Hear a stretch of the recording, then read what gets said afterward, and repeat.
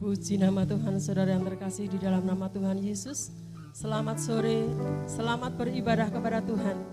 Kita akan siapkan seluruh kehidupan kita untuk kita datang kepada Tuhan. Marilah kita tinggalkan segala perkara-perkara yang ada di belakang kita. Dan kita akan pandang Yesus sebagai satu-satunya Allah yang patut dipuji dan disembah. Saya undang semua untuk bangkit berdiri. Kita akan mempersiapkan segenap kehidupan kita untuk kita memuji dan membesarkan nama Tuhan. Kita akan awali dengan satu pujian, curahkanlah kuasa-Mu Tuhan. Curahkanlah kuasa-Mu Tuhan, mujizat terjadi di tempat ini.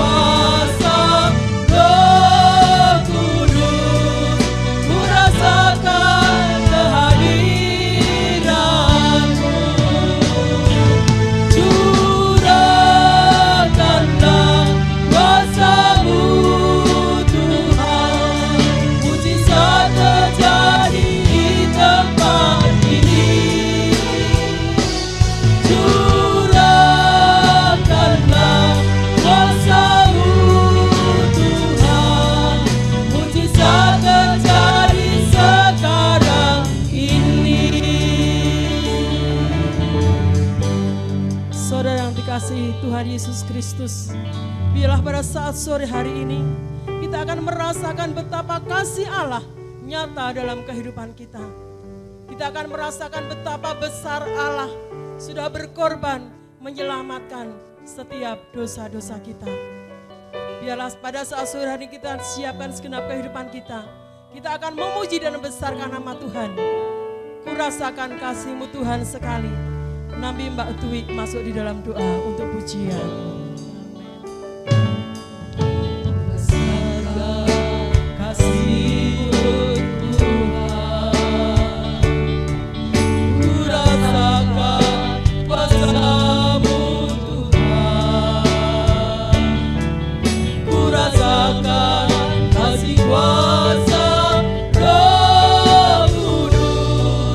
Kurasakan kehadiran-Mu.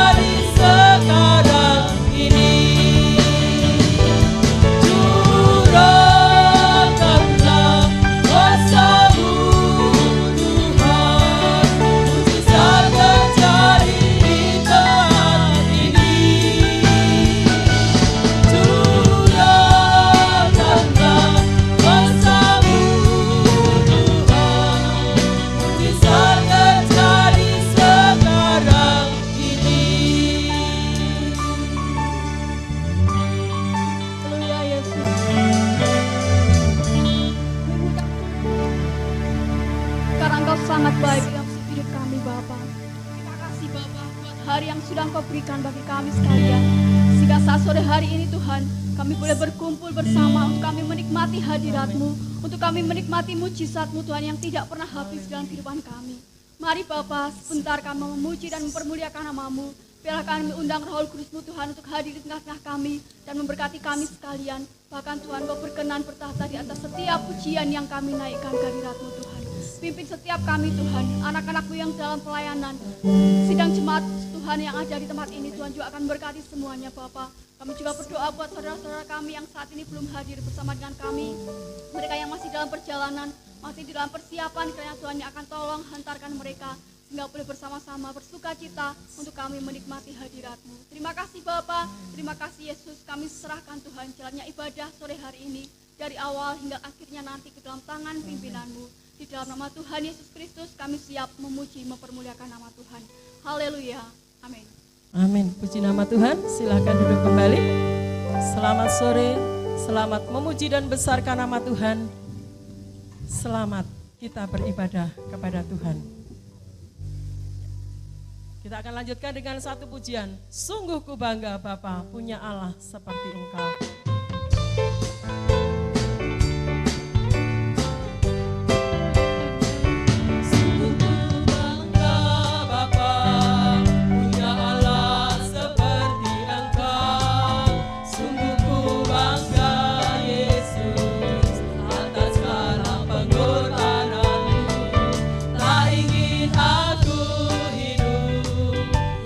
Dari kasih-Mu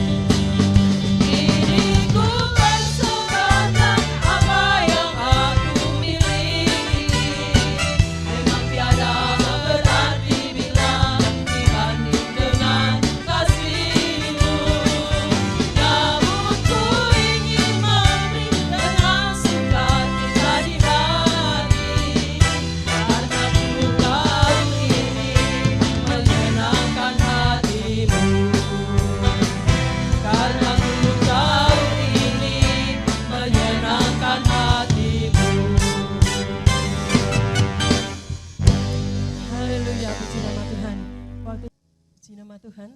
Saya jemput sekali lagi untuk bangkit berdiri. Kita akan memuji nama Tuhan dengan segenap kehidupan kita. Kasih Yesus telah menyelamatkanku.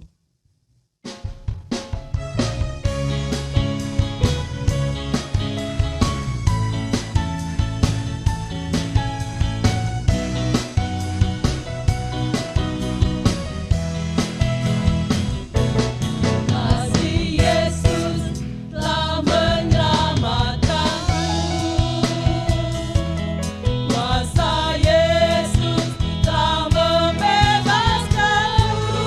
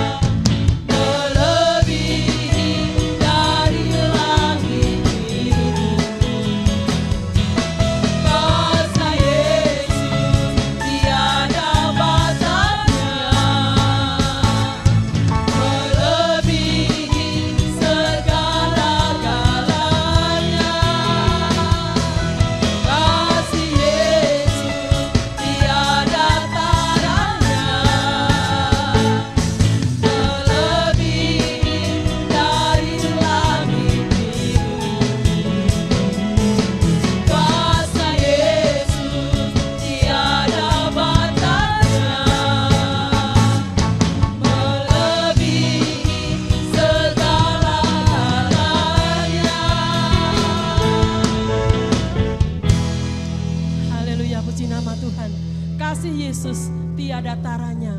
Kasih Yesus tidak berkesudahan. Puji nama Tuhan. Kita ganti lagi dengan satu pujian.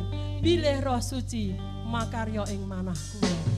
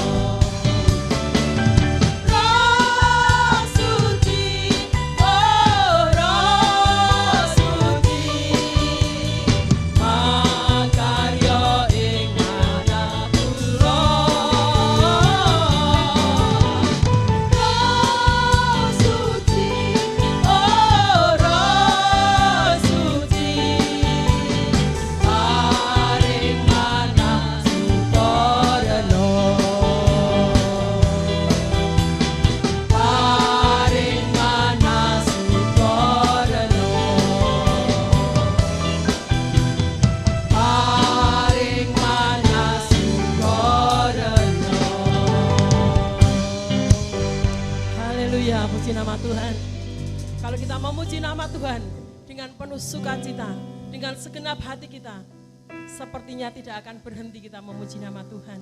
Karena kita merasakan kuasa puji-pujian boleh turun di atas kita sekalian. Sebentar lagi kita akan mendengarkan firman Tuhan dan kita akan menyiapkan segenap kehidupan kita. Kita akan tinggalkan segala masalah-masalah yang ada di belakang kita. Kita akan pandang Yesus, kita akan pandang firman Tuhan yang akan memberikan kelegaan serta satu jawaban dengan setiap masalah yang kita bawa pada saat sore hari ini. Soano Gusti, Soano Gusti.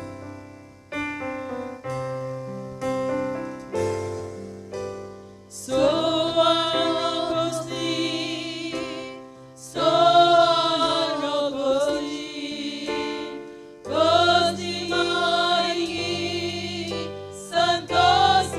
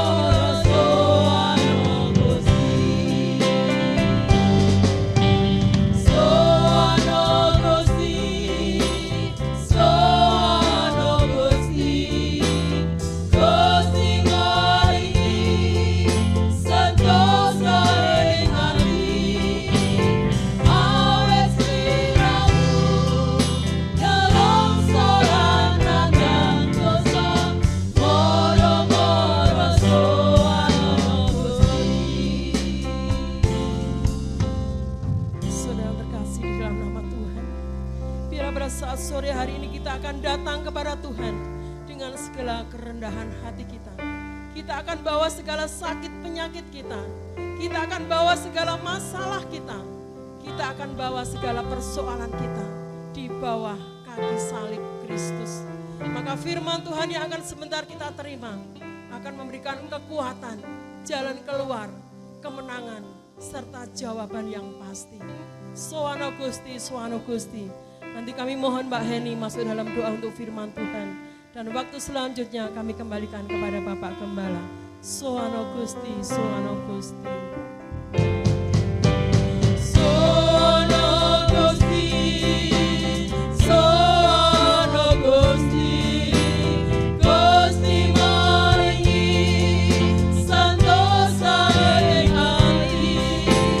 Awes liramu dalam salan dosa.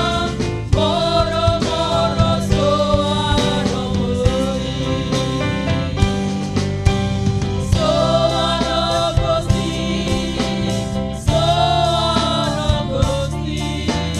Gusti maringi santosa ing ati. Awes liramu dalam salan dosa. Moro-moro soano Gusti. Soano Gusti, Soano Gusti. Gusti maringi santosa ing ati. Awet liramu dalam salan dosa. Moro-moro soano Gusti.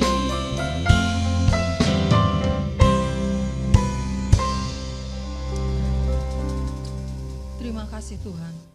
Kami datang dengan kerendahan hati kami.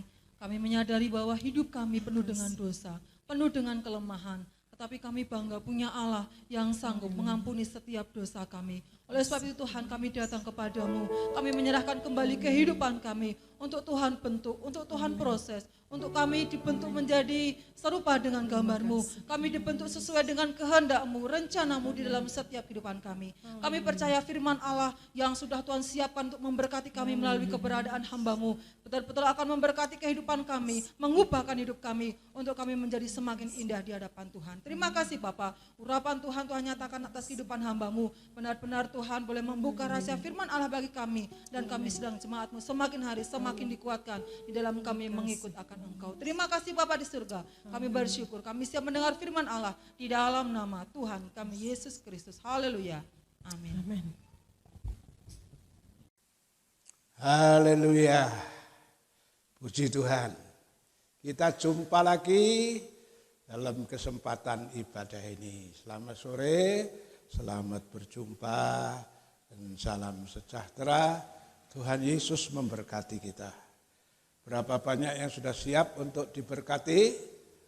Mari lambaikan tanganmu. Ya, puji Tuhan, semua sudah siap ya.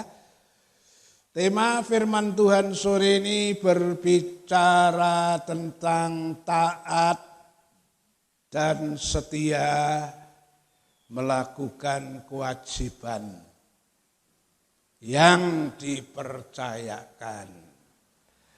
Temanya apa Bapak Ibu? Taat dan setia melakukan kewajiban yang dipercayakan. Saya tidak tahu saudara yang hadir, saudara dipercayakan apa oleh Tuhan, melakukan tugas. Sekalipun hal-hal yang kecil, sepele, firman Tuhan ngajar kita taat dan setia. Barang siapa yang setia dengan perkara yang kecil, akhirnya akan dipercayakan perkara yang besar. Bagaimana Tuhan akan memberi kepercayaan yang besar seandainya baru diberi kepercayaan yang kecil saja sudah enggak setia. Ya, jadi melalui tema firman Tuhan, Tuhan menghimbau kita jadi anak Tuhan yang taat nurut firman, setia melakukan kewajiban yang Tuhan percayakan. Ayat dasarnya Lukas pasal 1 ayat 5 sampai 7. Pemberitahuan tentang kelahiran Yohanes Pembaptis. Pada zaman Herodes Raja Yudea adalah seorang imam yang bernama Zakaria dari rombongan Abia. Istrinya juga berasal dari keturunan Harun. Namanya Elisabet. Keduanya adalah benar di hadapan Allah. Jadi baik Zakaria maupun istrinya Elisabet adalah orang yang benar di hadapan Allah dan menurut segala perintah dan ketetapan Tuhan dengan tidak bercela. Ayat 7, tetapi mereka tidak mempunyai anak sebab Elisabet mandul dan keduanya telah lanjut umurnya. Ya, sampai di sini dulu pembacaannya. Di kisah yang kita baca diterangkan ada pasangan suami istri. Namanya siapa? Suaminya adalah Bapak Zakaria. Istrinya siapa? Ibu Elisabet. Pasangan suami istri sangat harmonis ya. Dan dikatakan oleh Alkitab, mereka itu adalah orang yang benar di hadapan Allah. Nek benar di hadapan manusia gampang. Wong manusia bisa dihapusi kok. Manusia isi dikelabui kok. Coba itu misalnya orang yang bekerja dengan tekun karena dimandori. Nah ada mandornya, sergepe ora karuan. Tapi kalau cuma rajin sergepe dong ono mandore ora ono ya turu, dolanan HP sing macam-macam.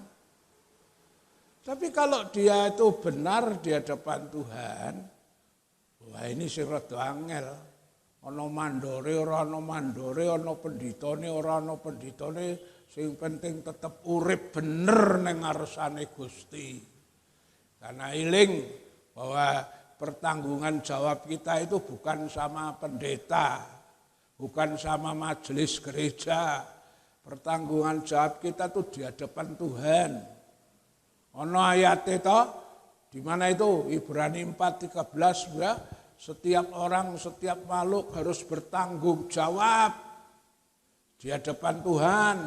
Karena kita ini nyata terbuka di hadapan Tuhan.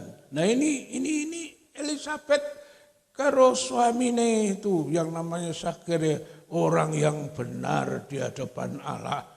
Apalagi hidup menurut segala perintah dan ketetapan Tuhan dengan tidak bercela. Saya eling-eling kaya riwayatnya zaman Nuh. Nuh itu juga seorang yang benar dan hidup tidak bercela di hadapan Tuhan. Nah, ini keluarga Zakaria juga gitu.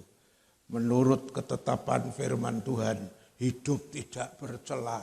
Artinya, wah nurut banget karo firman Tuhan. Cuma dalam ayat ini dikatakan, dalam ayat 7, tetapi mereka tidak punya anak, sebab Elisabet mandul dan keduanya telah lanjut usia. Sampai sudah lanjut usia, udah jadi mbah kelihatannya ya, seharusnya sudah dipanggil si mbah. Tapi kok belum punya keturunan. Ya. Padahal kalau sudah lihat pasangan suami istri serius loh baik Tuhan.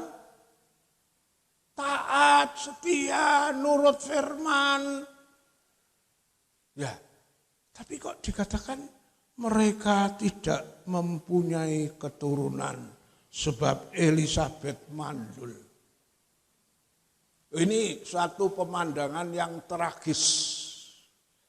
Satu pemandangan yang sulit untuk dimengerti dengan akal manusia, saudara. Kalau teorinya berdasarkan firman Tuhan, itu seharusnya orang yang taat, orang yang setia, orang yang nurut firman, seharusnya tidak mengalami yang demikian. Tapi kenyataannya kok rasanya teori karo kenyataannya kok beda ya. Kalau teorinya firman Tuhan mengatakan, coba dalam Ulangan 28 ayat 1 sampai 4, itu teorinya firman Tuhan bilang apa? Orang yang nurut firman itu diberkati sampai kepada keturunannya diberkati. Coba. Ulangan 28 ayat 1 sampai yang keempat. Jika engkau baik-baik mendengarkan suara Tuhan Allahmu dan melakukan dengan setia segala perintahnya yang kusampaikan kepadamu pada hari ini, maka Tuhan Allahmu akan mengangkat engkau di atas segala bangsa di bumi. Segala berkat ini akan datang kepadamu dan menjadi bagianmu jika engkau mendengarkan suara Tuhan Allahmu. Diberkatilah engkau di kota dan diberkatilah engkau di ladang. Diberkatilah buah kandunganmu, hasil bumimu, dan hasil ternakmu, yakni anak lembu sapimu dan kandungan kambing dombamu. Ini teorinya. Firman Tuhan bilang, kalau kau dengar baik-baik dan kamu lakukan dengan setia segala perintah yang kusampaikan kepadamu pada hari ini, maka Tuhan bilang, pertama, Tuhan akan mengangkat engkau di atas segala bangsa di bumi. Derajat hidup jasmani, rohani akan diangkat. Yang kedua, segala berkat ini datang kepadamu. Berkati moro, berkati datang.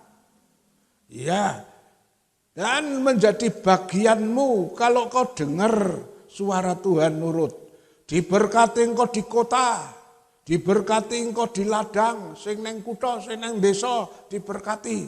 Terus 4, diberkati buah kandunganmu, hasil bumimu, hasil ternakmu. Ya, ini janji Tuhan. Diberkati hasil bumimu, ternakmu, kandunganmu. Ini diberkat teorinya firman Tuhan ngomong gitu. Sayangnya saudara, prakteknya kok kayaknya lain ya.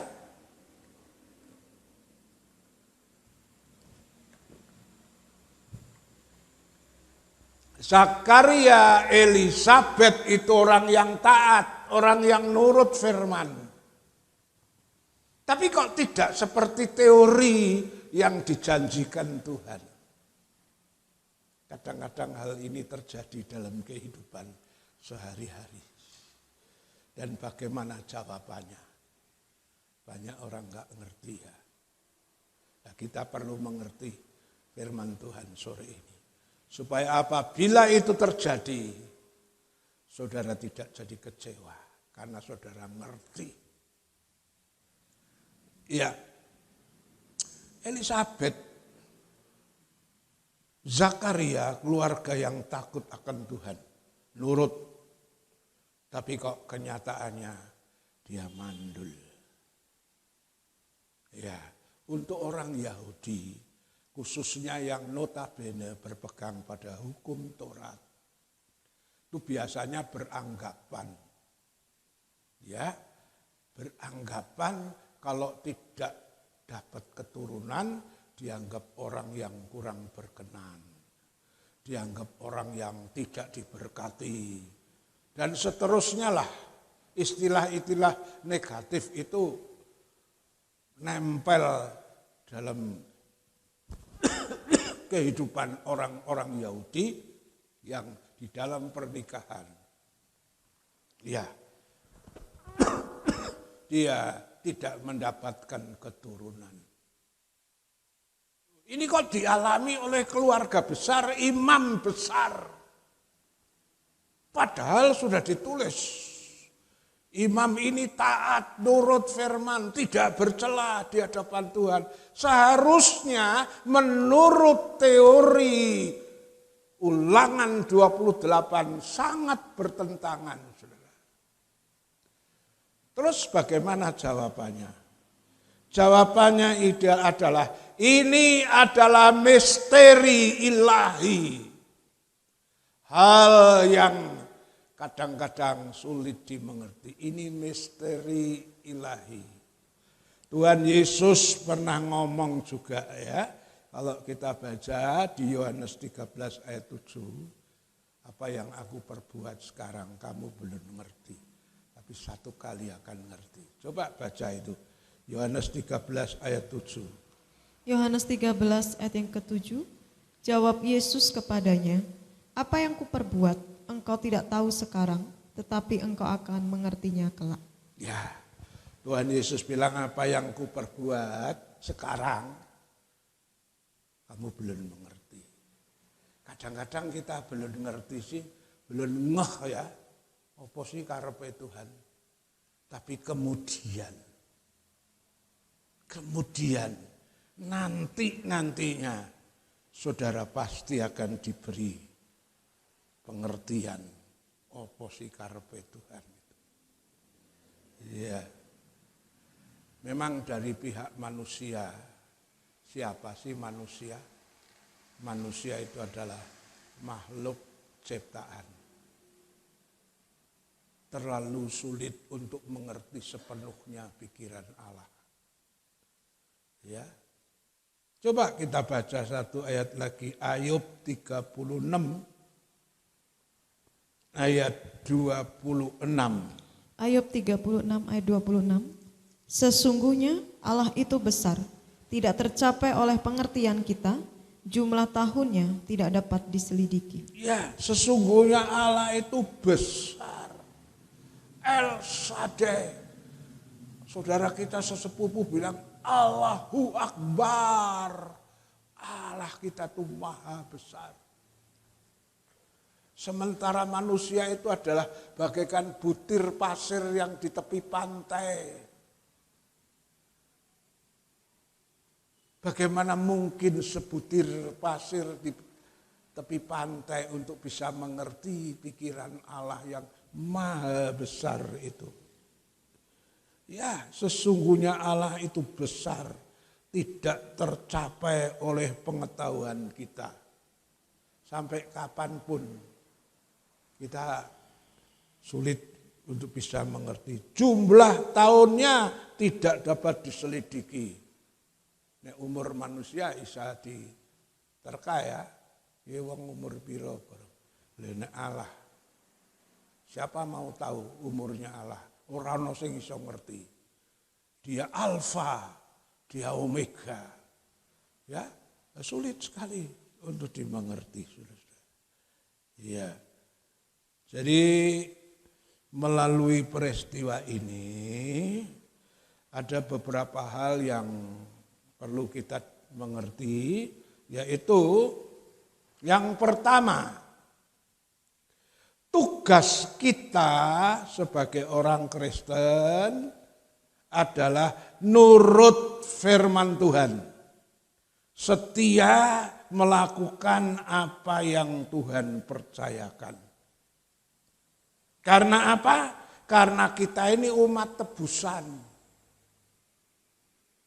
Ya, ket zamane Bapak Adam Ibu Kowo jatuh dalam dosa, semua manusia sudah jatuh dalam dosa. Kehilangan kemuliaan Allah. Dan oleh karena dosa ini ada banyak masalah terjadi di dunia. Tapi oleh kemurahan Allah, saudara dan saya ditebus melalui pengorbanan Yesus. Dan setelah saudara ditebus, Hidup saudara dan saya miliknya Tuhan.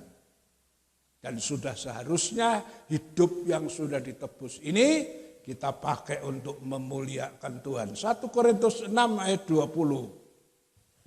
1 Korintus 6 ayat 20. Sebab kamu telah dibeli dan harganya telah lunas dibayar. Karena itu muliakanlah Allah dengan tubuhmu. Kamu sudah dibeli. Terjemahan lain, kamu sudah ditebus dengan harga yang mahal, harga tunai. Karena itu muliakan Allah dalam hidupmu. Zaman dulu ya saudara, masih berlaku hukum ada perbudakan, penjualan budak. Ketika budak itu dijual di pasar budak, lalu ada bos-bos, orang-orang kaya mendatangi pasar budak, lalu si bos itu bisa milih siapa saja. Ya tentunya harganya beda. Satu dengan yang lain harganya beda. Mungkin yang lebih kuat, yang apa barangkali lebih mahal, yang lebih terampil Isain itu mungkin harganya lebih mahal ya. Bos-bos itu membeli budak belian. Lah nek budak itu sudah dibeli menurut hukum perbudakan yang ada pada waktu itu terserah bosnya. Nek wis dituku sak karepe bose, arep diapakno, tidak ada yang bisa usul, tidak ada yang komplain, terserah bosnya. Nah ini Paulus memberikan gambaran yang sedemikian. Saudara dan saya itu sudah dibeli, ditebus. Dulunya itu kita sudah jatuh dalam dosa, sudah diwengku, dimiliki setan, dimiliki iblis, dan seharusnya mati di neraka. Tetapi Yesus datang menebus saudara. Dibeli dengan harga yang mahal, dan tujuannya supaya hidupmu itu memuliakan Allah. Muliakan Allah dengan tubuhmu. Yaitu dengan cara saudara hidup, taat, nurut firman, setia melakukan tugas. Kaya si Imam Zakaria, istrinya Elisabeth, ya, dia taat, nurut firman. Itu sudah kewajiban kita. Karena kita ini sudah dibeli kok. Tidak ada alasan untuk tidak memuliakan Allah. Tidak ada alasan untuk tidak taat, nurut. Karena kita sudah jadi miliknya Tuhan. Hidup bukan milikku lagi. Jadi tugas kita adalah nurut. Tugas kita adalah setia melakukan kewajiban. Dengan jalan itu kita bisa memuliakan Allah. Sebaliknya, orang yang hidupnya tidak nurut firman, ya, melanggar firman, dia tidak memuliakan Allah. Dia malah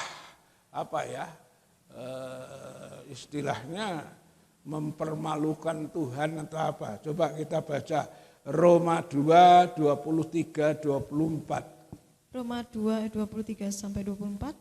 Engkau bermegah atas hukum Taurat, mengapa engkau sendiri menghina Allah dengan melanggar hukum Taurat itu? Seperti ada tertulis, sebab oleh karena kamulah nama Allah dihujat di antara bangsa-bangsa lain. Ya, Paulus bilang kamu bermegah hukum Taurat, ngaku wong Kristen, duwe firman, duwe Alkitab, ngerti firman, tapi kamu tidak nurut. Kamu sedang menghina Allah. Ya, dan hidup yang semacam ini membuat nama Tuhan dihujat. Bukan dimuliakan tapi malah dihujat. Karena ya perilaku kita yang sudah ngerti firman tapi tidak mau nurut. Elisabeth tidak demikian. Zakaria tidak demikian. Tugasnya dia pikir pokoknya tugasku sebagai orang yang sudah ditebus, tugasku adalah nurut firman, melakukan segala kewajiban yang dipercayakan dengan setia. Terus dalam cerita ini juga mengandung pelajaran poin kedua, soal berkat itu urusannya Tuhan. Jadi poin pertama, tugas kita sebagai orang yang sudah ditebus itu taat, setia, nurut firman, melakukan kewajiban. Yang kedua, soal berkat itu urusan Tuhan. Karena itu hak prerogatifnya Tuhan. Coba kita baca kalau berkat itu hak prerogatif Tuhan. Soal berkat itu urusan Tuhan. Kita nggak bisa komplain, itu urusan Tuhan. Matius 20, 12-15. Matius 20 ayat 12-15 katanya, mereka yang masuk terakhir ini hanya bekerja 1 jam dan engkau menyamakan mereka dengan kami yang sehari suntuk bekerja berat dan menanggung panas terik matahari. Tetapi Tuhan itu menjawab seorang dari mereka, saudara, aku tidak berlaku tidak adil terhadap engkau. Bukankah kita telah sepakat sedinar sehari? Ambillah bagianmu dan pergilah. Aku mau memberikan kepada orang yang masuk terakhir ini sama seperti kepadamu. Tidakkah aku bebas mempergunakan milikku menurut kehendak hatiku? Atau iri hatikah engkau karena aku murah hati? Ya,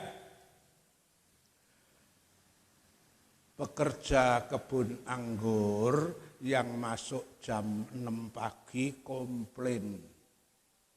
Kenapa? Kenapa yang masuk jam 5 sore diberi 1 dinar?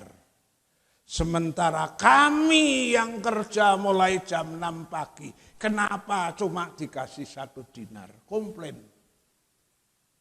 Si bosnya bilang, di mana letak tidak keadilan? Waktu kesepakatan, kau kan tak janjeni, kerja 1 hari berapa? 1 dinar. Nah kamu sekarang sudah kerja 1 hari dapat berapa? 1 dinar. Adil enggak? Pas enggak? Kan sudah pas. Perkara aku ini mau kasih lebih dari orang yang baru kerja 1 jam tak kasih 1 dinar atau lebih. Itu hakku. Kenapa kamu komplain? Jadi soal berkat itu hak prerogatif Tuhan. Menungso ra iso komplain damprat mbek Tuhan barang tidak selayaknya.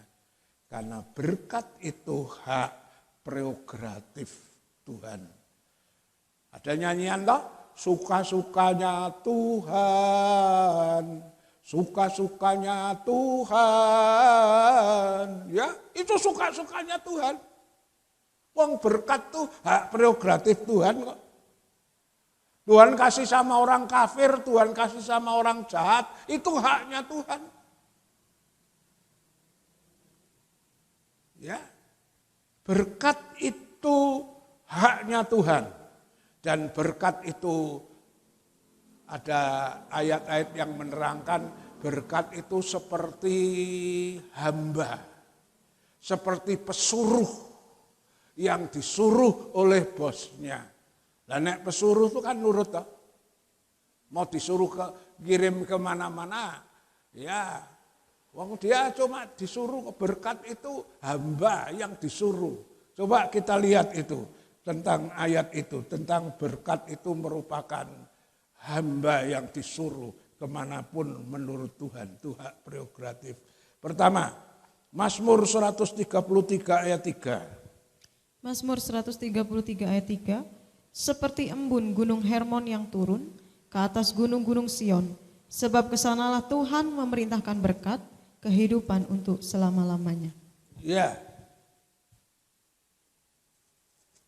kesanalah Tuhan memerintahkan berkat.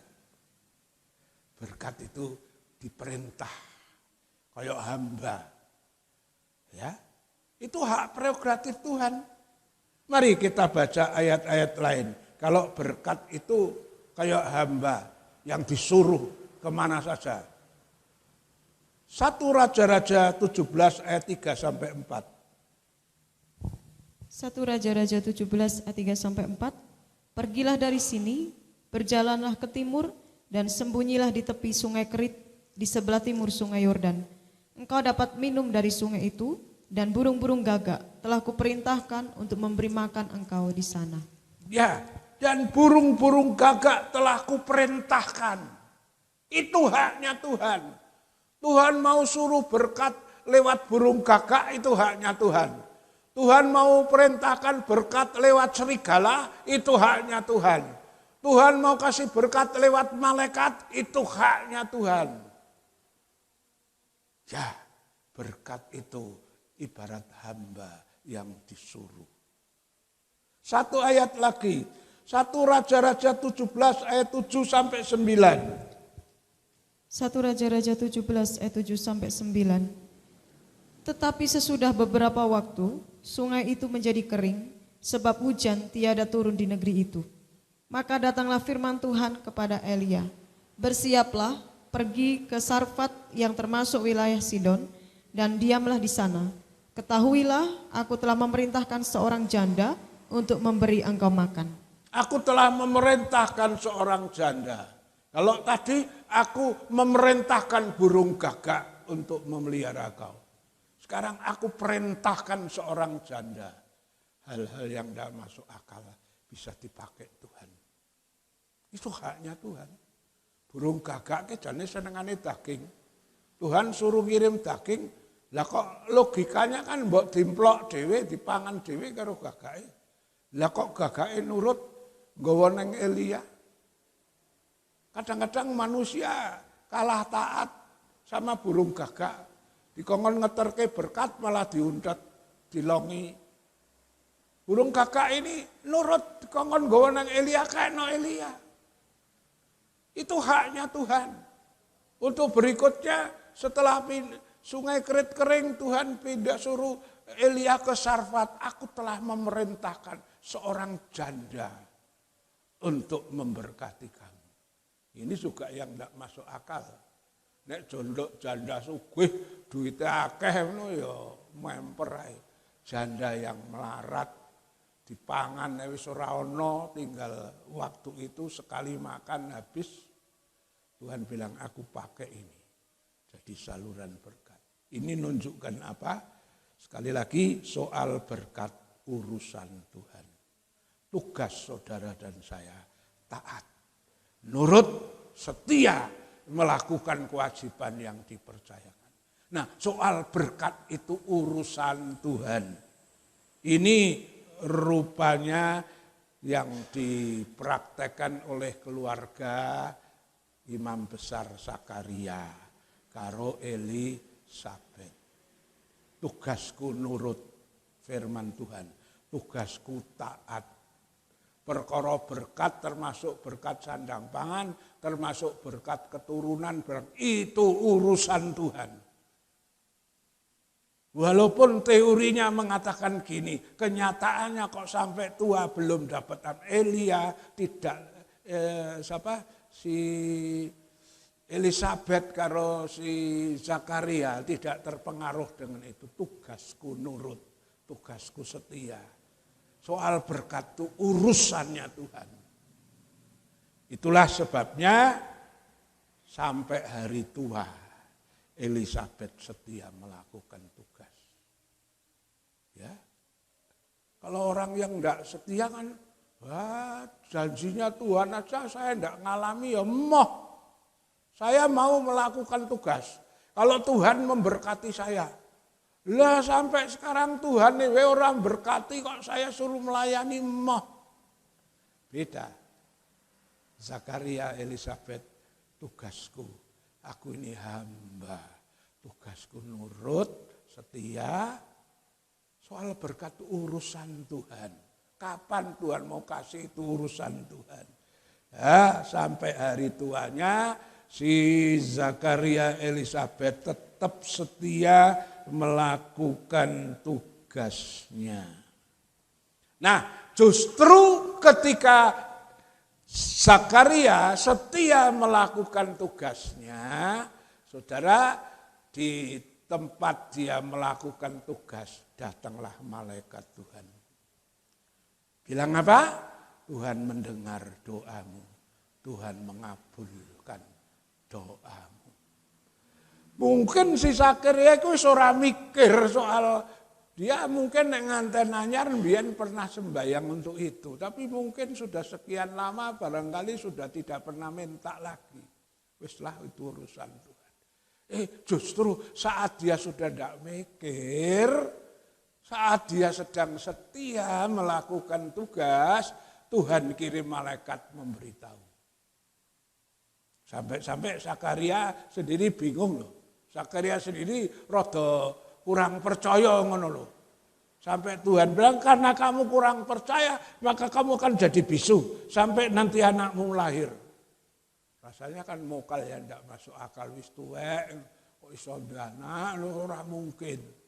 Tuhan karena kamu enggak percaya ya, kamu jadi bisu sampai nanti anakmu lahir. Nah, berarti Zakaria ini wis ora mikir soal sing penting aku tugasku melayani. Aku melakukan tugas, aku ini hamba. Soal berkat urusan Tuhan. Tapi kenyataannya ketika Zakaria melakukan tugasnya, benar soal berkat urusan Tuhan. Waktu dia sedang melakukan tugas, Tuhan kirim malaikat. Ngomong, doamu didengar, kamu akan punya anak. Heran, luar biasa. Orang Israel gempar gumun. Ya, nah ini karena kesetiaannya keluarga Zakaria ini. Poin ketiga yang bisa kita ambil pelajaran. Yang ketiga adalah segala sesuatu yang didapat dengan sulit, butuh perjuangan, cukup lama waktunya, tidak instan, itu biasanya merupakan berkat yang luar biasa. Eling-eling ya, sesuatu yang dapatnya dengan sulit, sukar, lewat perjuangan, itu biasanya berkat yang sangat luar biasa dan sangat mahal harganya. Itu permata, misalnya berlian. Kenapa berlian mahal? Berlian lu sulit sekali untuk mendapatkan itu. Ya, emas. Kenapa lebih murah besi? Besi lebih mudah. Emas, wah itu lebih sulit. Harus menambang turun berapa puluh meter gitu baru bisa menemukan itu. Berlian juga mahal. Itu untuk mendapatnya mahal. Itu cukup lama. Ya. Jadi ingat sesuatu yang membutuhkan waktu cukup lama, biasanya itu harganya mahal. Dan biasanya sangat berguna. Ya. Wah ini keluarga Zakaria untuk mendapatkan anak itu kan ya memang perjuangannya luar biasa.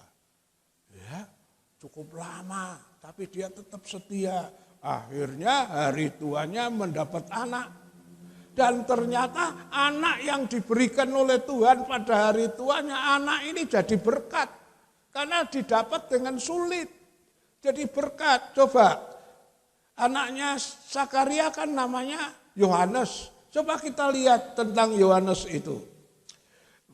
Matius 11, 9 sampai 12. Matius 11 ayat 9 sampai 12.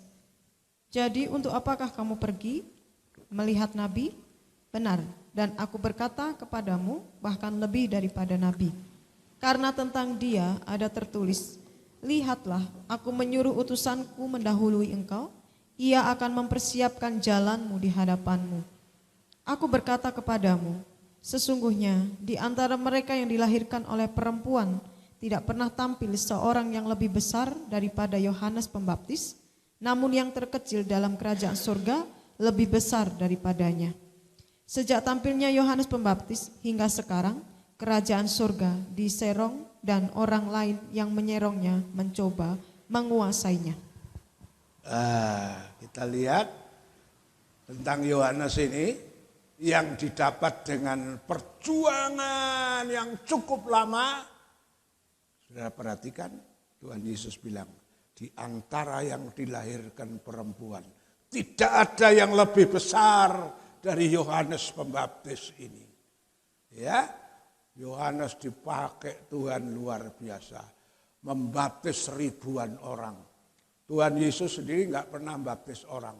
Yohanes dengan kabar pertobatannya, dia sudah membaptis ribuan orang. Orang yang didapat dengan sulit, akhirnya jadi berkat yang luar biasa.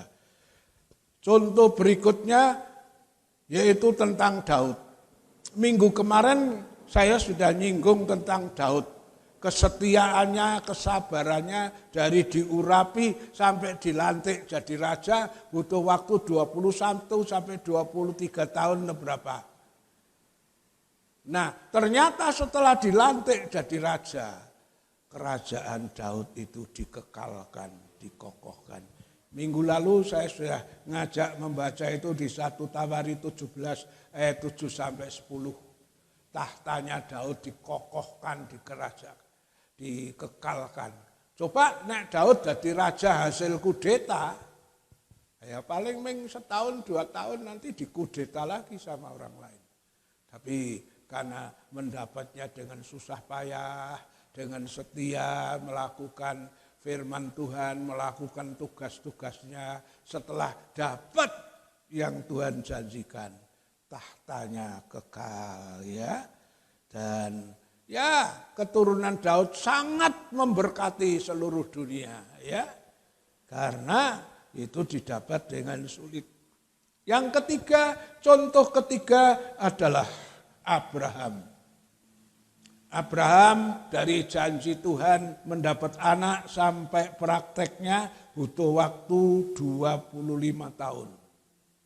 Cukup lama, sulit, sukar, sampai istrinya sudah sampai kehilangan kepercayaan, menyodorkan si Hagar untuk diperselir.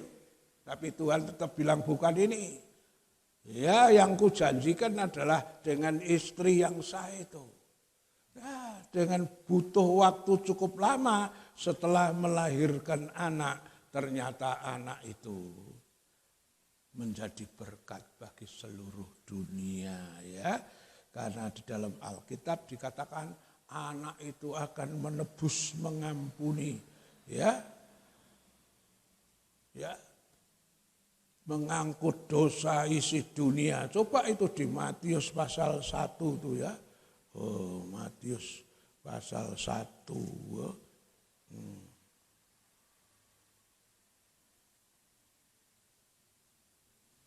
Ayat 21 coba dibaca itu. Matius 1 ayat 21, ia akan melahirkan anak laki-laki dan engkau akan menamakan dia Yesus. Karena dialah yang akan menyelamatkan umatnya dari dosa mereka. Ya, keturunan Abraham yang diperoleh dengan susah payah, akhirnya keturunannya menjadi berkat. Dari Ishak seterusnya melahirkan Yesus yang bisa menyelamatkan seisi dunia. Jadi ingat, dari peristiwa ini kita tarik 3 pelajaran. 1, tugas kita setia. Setia nurut firman, setia melakukan tugas. Yang kedua, soal berkat itu urusannya Tuhan. Ya, jadi diberkati pada kita nggak usah pusing, itu urusan Tuhan. Itu hak prerogatif Tuhan. Kita tidak bisa komplain Tuhan, saya sudah gini-gini, saya kok belum diberkati sebagai yang seharusnya cuma tunduk nurut, tugas kita setia. Ya, soal berkat itu urusan Tuhan. Itu hak prerogatif Tuhan. Dan yang ketiga yang perlu kita ketahui, ya, sesuatu yang diperoleh dengan sulit dan sukar, harganya mahal. Dan itu akhirnya akan memberkati dan menjadi berkat. Dari keturunan Yohanes ini, keturunannya si Zakaria ini melahirkan Yohanes. Yohanes itu seorang yang tidak ada yang lebih besar dari Yohanes, dipakai Tuhan luar biasa. Jadi intinya, kalau firman Tuhan minggu lalu bilang sabar, minggu ini juga memberi nasihat yang sama. Sabar, nunggu janji Tuhan. Tugas kita setia. Ya, tugas kita taat nanti pada waktunya. Ada ayat yang semuanya akan indah pada waktunya. Mari kita datang sama Tuhan. Haleluya, haleluya. Setialah, setia sampai mati,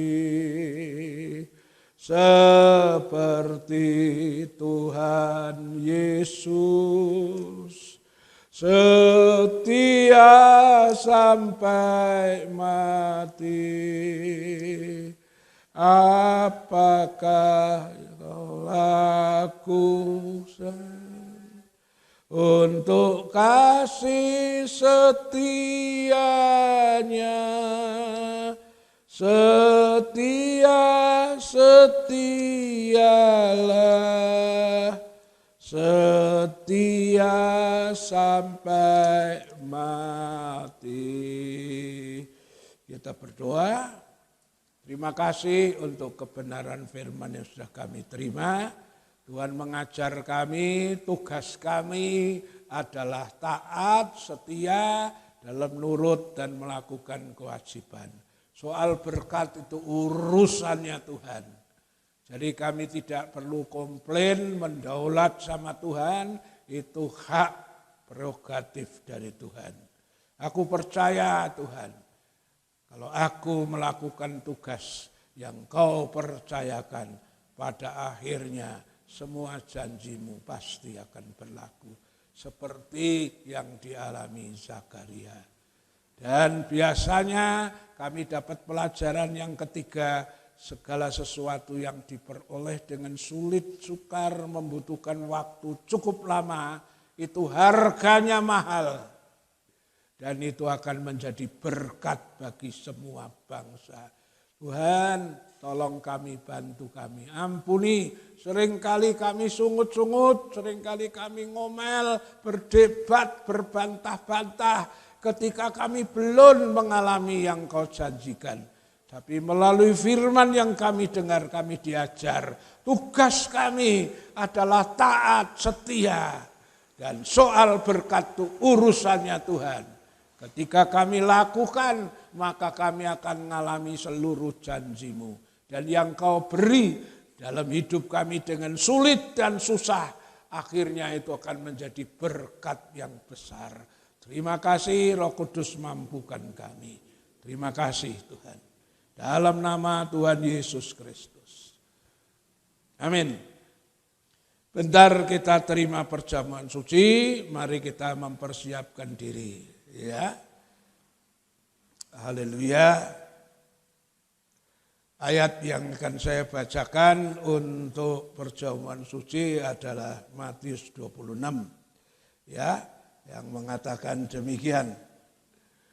Sementara mereka itu makan, diambil oleh roti, diberkatinya lalu dipecah-pecahkannya, diberikan kepada murid-murid sambil berkata, ambillah, makanlah, inilah tubuhku. Firman Tuhan ngomong bahwa roti yang sudah diberkati ini tubuh Tuhan. Tugas kita percaya, gak usah dilihat-lihat, dirasa-rasa, koyong ini, wong ini kok jari ini tubuh Tuhan, gak usah.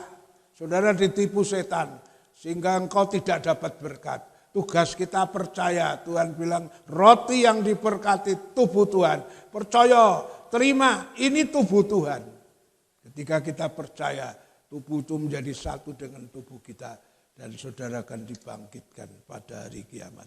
Dalam nama Bapa, Putra, dan Roh Kudus. Dalam nama Tuhan Yesus Kristus, kita makan sama-sama. Haleluya.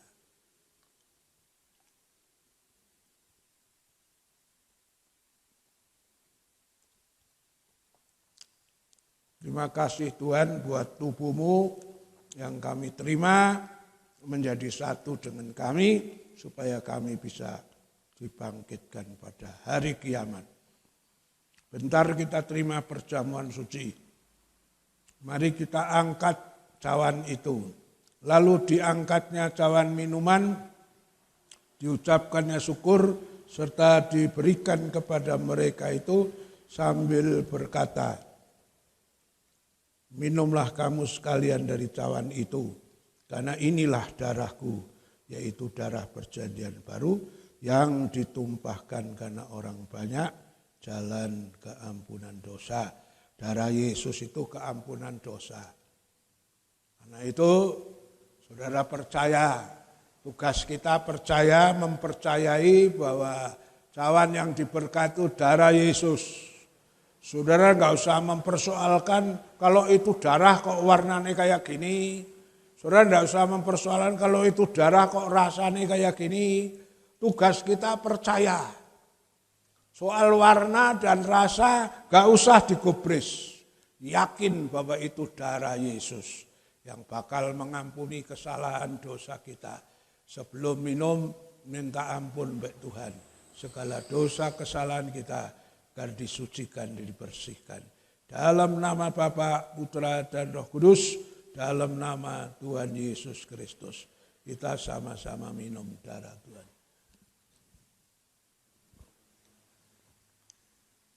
Terima kasih Tuhan. Berikan kemuliaan yang besar buat Tuhan kita Yesus Kristus. Haleluya, terima kasih. Yang sakit disembuhkan, yang lemah dikuatkan, yang punya masalah persoalan, saudara terima jalan keluar, kemenangan dan pertolongan. Terima kasih, dosaku diampuni sejauh timur dari barat. Allah membuang kesalahan kami ke dalam tubir yang dalam, Allah lemparkan kesalahan kami. Terima kasih, kami menjadi satu dengan Engkau, dibangkitkan pada hari kiamat, makan sehidangan dengan Tuhan, duduk bersama, memerintah bersama Tuhan Yesus. Terima kasih, itu janjimu Tuhan. Ampuni selama ini kami kadang-kadang kurang setia. Apalagi ketika cobaan datang, hidup kami mengalami kekurangan, mengalami masalah. Kadang-kadang membuat menjadi kendor semangat kami. Ampuni, melalui firman kami dididik. Tugas kami adalah setia. Tugas kami melakukan tugas dengan baik. Soal berkat itu urusannya Tuhan. Itu hak prerogatif Tuhan. Memang banyak yang tidak bisa dimengerti dengan akal kami. Tuhan, berilah kami kesabaran untuk mengerti mau-Mu ya Tuhan. Kami percaya dari firman-Mu, segala sesuatu yang diperoleh dengan sulit dan sukar, itu mahal harganya dan biasanya sangat memberkati kehidupan kami dan orang banyak. Jadi tugas kami tetap setia Tuhan. Roh Kudus bantu kami. Terima kasih Tuhan. Dalam nama Tuhan Yesus. Haleluya. Amin. Ya, tidak ada pengumuman lain. Doakan terus pembangunan rumah Tuhan. Supaya Tuhan yang atur, Tuhan yang mencukupkan semuanya. Kita bangkit berdiri, shalom, shalom, damai Allah turun ke atasmu sekarang. Shalom, shalom, damai Allah sekarang dan selamanya. Seperti sungai mengalir, lembut gemercik, seperti burung merpati, damai surgawi. Shalom, shalom, diberkatilah kau selalu. Berkat atas nama Bapa, Anak, Roh Kudus. Saudara yang diberkati Tuhan, kita pulang dan membawa berkat Tuhan. yang sakit disembuhkan, yang lemah dikuatkan, yang punya masalah, persoalan, kau pulang dengan kemenangan dan pertolongan Tuhan. Berkatilah setiap pekerjaan dan usaha anak-anakmu yang tani, ternak, dagang, wira swasta, kerja apapun yang halal diberkati, yang nganggur buka jalan, beri lowongan kerjaan yang terbaik, anak sekolah, kuliah, kasih kepintaran, kepandaian dan Tuhan membuatnya jadi berhasil. Semua korban anak-anakmu, tatangan sukarela, perpuluhan, nazar, buah sulung, persembahan pembangunan, Tuhan berkati semuanya untuk kemuliaan nama Tuhan. Terima kasih, terima kasih. Kami doakan kelancaran pembangunan. Dalam tanganmu engkau sudah memulai, engkau juga yang akan menyelesaikan dengan sempurnanya. Marilah saudara kita pulang, terimalah berkat dari Allah Bapa, kasih sayang dari Tuhan Yesus, persekutuan Allah Roh Kudus, menyertai saudara dan saya hari ini sampai Maranatha. Tuhan Yesus datang kembali. Haleluya, amin. Tuhan memberkati.